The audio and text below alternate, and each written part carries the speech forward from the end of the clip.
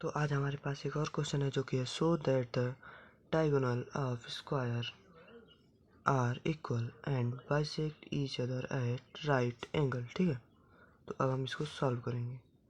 तो हम इसको शो करेंगे। देखिए, अगर हम इसको शो कर दें, यानी कि इसको हम सॉल्व करेंगे तो शो करेंगे। अगर हम शो कर दें इसको कि जो हमारा डायगोनल ए सी और डी बी इक्वल है, यानी कि A C is equal to D B, और सेकेंड हम लोग प्रूव कर दें कि हमारे ए ओ, यहाँ हम एक और एंगल मारेंगे जो कि है ओ, इमेजिन कर लेंगे। तो A O is equal to O C. ठीक है, और थर्ड पॉइंट हम लोग प्रूव कर देंगे कि A O is perpendicular on, क्या नाम है ये, डी बी। ठीक है, डी बी, सॉरी ये थोड़ा गलत हो गया, डी बी। ठीक है, तब हम यहाँ दो ट्राइंगल्स लेंगे। ठीक, जो हमारे triangles D O B and C B A. ठीक है, तो हम लोग लिखेंगे इन ट्राइंगल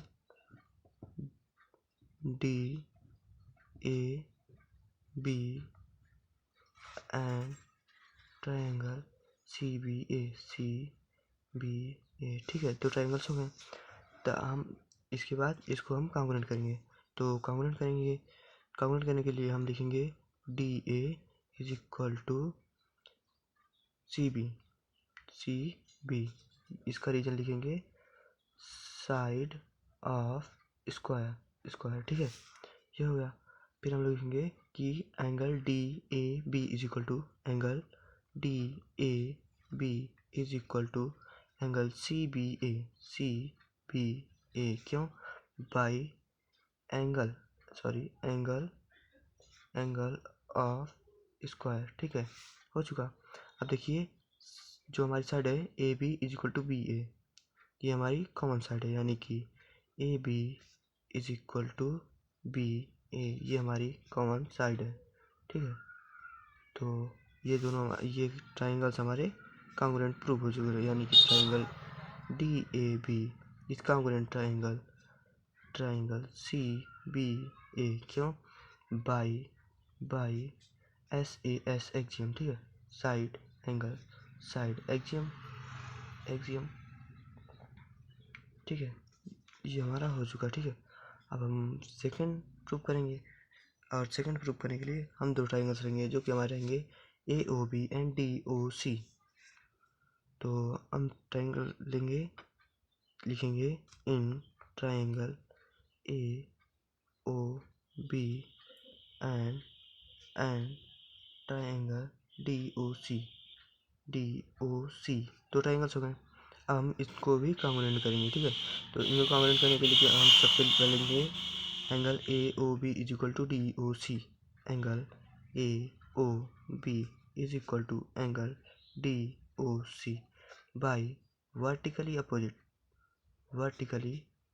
अपोजिट एंगल। ठीक है, एंगल लिख दिए हम लोग। और उसके बाद हम देखिए यहाँ की angle O D C is equal to O B A, interior alternate angle. तो यहाँ लिखेंगे angle O D C is equal to angle O B A by interior alternate angle, यानी कि इंटीरियर अल्टरनेट एंगल। ठीक है, हो गया। अब हम देखिए यहाँ एक और साइड मिली है जो कि हमारी है डी सी ए बी।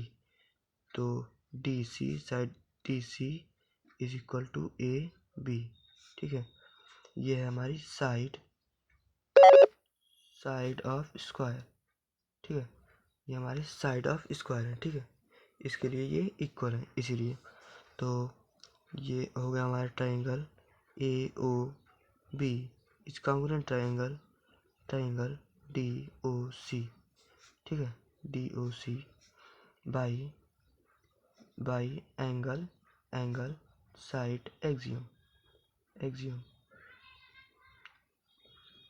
ठीक है, अब हम यहाँ से प्रूव कर सकते हैं कि जो हमारा है ये साइड है, A O is equal to O C, यानी कि A O is equal to O C and D O is equal to O B, D O is equal to O B. ठीक, बाई इन दोनों का एक ही reason लिखेंगे, by C P C T. ठीक है, ये हो चुके हैं।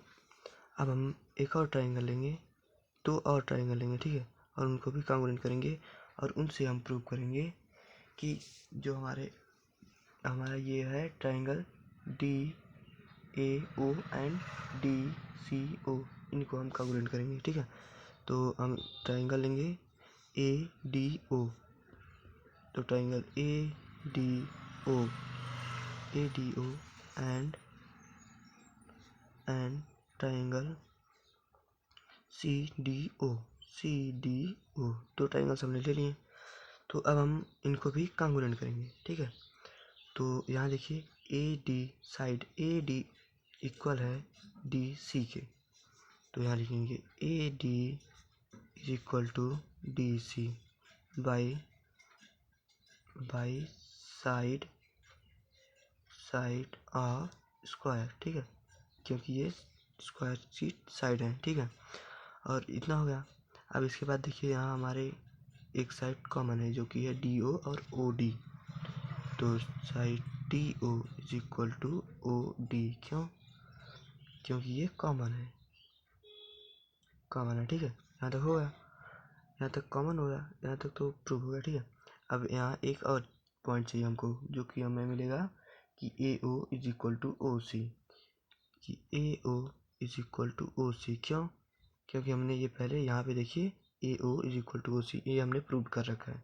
यहाँ लिखेंगे प्रूव्ड है, इसीलिए। ठीक है, इसका रीजन ये लिखेंगे। तो देखिए यहाँ पे, तो हमारा triangle A D O is congruent triangle C D O. ठीक है, बाई हमारा ये एक्सियम है, देखिए कि साइड यानी कि साइड एक्सियम से जो हमारा ये ट्राइंगल्स हैं ये कॉन्ग्रुएंट प्रूव हो चुके हैं। अब हम इसको लिख सकते हैं कि जो हमारा ये है कि angle A O D is equal to C O D. ठीक है, इसको लिखेंगे angle A O D is equal to angle C O D by C P C T. ठीक है, यहाँ तक हो गया। तो यहाँ देखिए हम लोग अब इसे लिख सकते हैं कि angle A O D plus angle C O D is equal to 180 degree by linear pair. ठीक है, लीनियर पेयर से। ठीक है, तो हम angle A O D plus ये सी ओ डी को ए ओ डी लिख सकते हैं हम ना, यहाँ देखिए दिखाया गया इक्वल। ठीक है, तो angle A O D is equal to 180 degree हो चुका था। तो सॉरी, यानी कि 2 angle A O D is equal to 180/2। जब हम इसको डिवाइड करेंगे तो नहीं, 2 एंगल इज इक्वल टू 180। ठीक है, सॉरी ये थोड़ा सा गलत हो गया। अब हम इसको सॉल्व करेंगे नेक्स्ट पेज पे। ठीक है,